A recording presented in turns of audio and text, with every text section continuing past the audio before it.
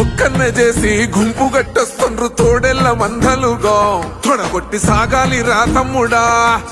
మన కోసమే బతికే జననేతకు మనము తప్ప ఎవరున్నారు రా మనమే సైన్యమై కదలాలిరా గెలవాలి సాగటి సమరం పేదోళ్లపై పెద్దోళ్ల యుద్ధం సిద్ధమై మన శబ్దమే వింట కొడుకులకు చెమటలే పట్టాలేరా